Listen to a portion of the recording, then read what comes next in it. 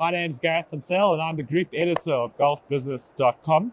And it's a pleasure to have with me Tarik Chebib, who is the CEO of capital.com Middle East. Yep. Tarik, thank you very much for joining us today.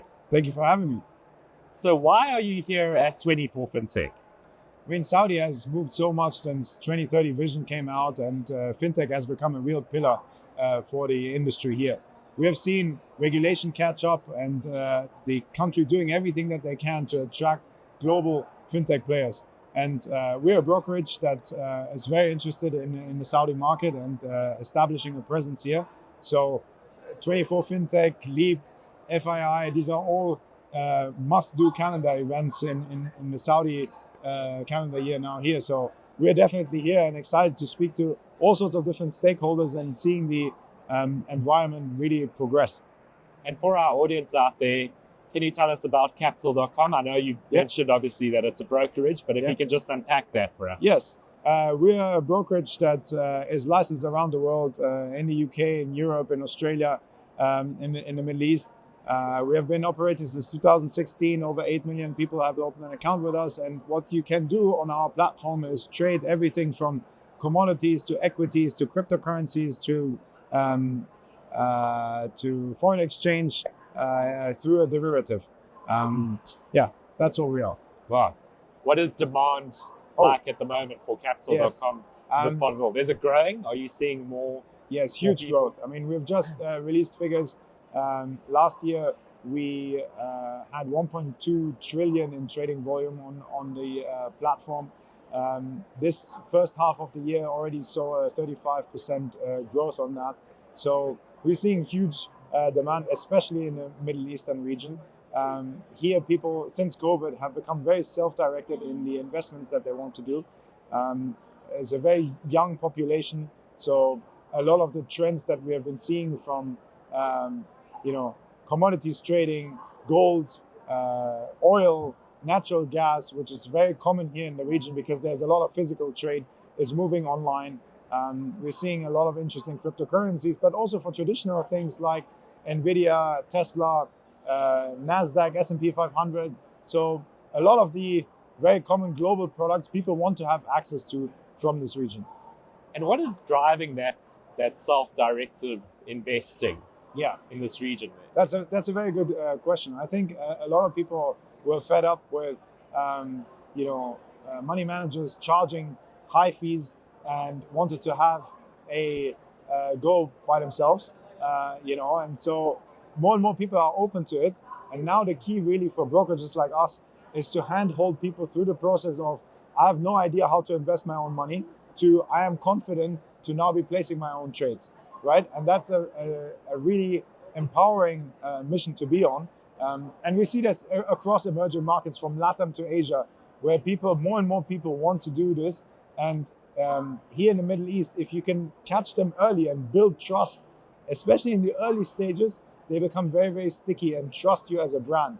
And so we invest a lot into education. We have a separate app called InvestMate, where people can really get started. We have YouTube channels, which are huge, that have bite-sized information. And then on the app, of course, more education journeys to help people get started. And if you allow me one more point, AI is a very important point that everyone talks about, but we as trading platforms have a unique position that we have a lot of data, a lot of market data, but a lot of behavioral data from existing clients already. So we can position ourselves to give new traders or existing traders data that they can use to make better trading decisions. And that is one of our missions, to help people make better trading decisions, smarter trading decisions. That's some of the things that we're working on. And there's been a lot of debates in the investment world around day traders and this burgeoning army of day traders out there who anybody with an internet connection and a laptop can start trading. Does a platform like yours cater for day traders primarily, or is it also for long-term investors who are maybe going to buy certain assets, for example, and then just forget about it? That's also a very good question. Day traders are a particular kind of people, right? But a lot of people, especially in emerging markets that have never traded before, have never had an account before, they're very interested in starting out, right? And those people, they usually have long-term investment interests, right? Let's say you work in oil and gas and you want to get some exposure, or you understand the luxury fashion world and you want to buy stocks, specific stocks, right? So we offer both. We cater and want to democratize trading for all sorts of different people. And so we have long-term traders there. We have people that trade on very short-term time frames. And we have, so everyone from $100 account to $1 million accounts is welcomed on the platform. Okay, right. So you're agnostic when it comes to Absolutely. Absolutely. But our bread and butter is retail, not so much institutional. We are also open to that. But that's really where we have our strong foothold in the market, where we have a very easy to use app available in many different languages, Arabic, of course, English, and many others. And once you have an interface that is very easy to use, it takes some of the apprehension. Once you open a trading platform for the first time, you're like, whoa, this is very complex, right? And you want to make it as easy as possible so that people can get started in the right way. But I want to pick up on something that you said at the beginning, this army of day traders, right?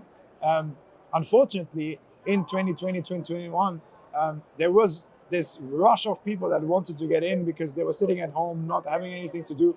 And a lot of people actually got burnt there, where they tried something out that they have no clue about. And unfortunately, they got burnt.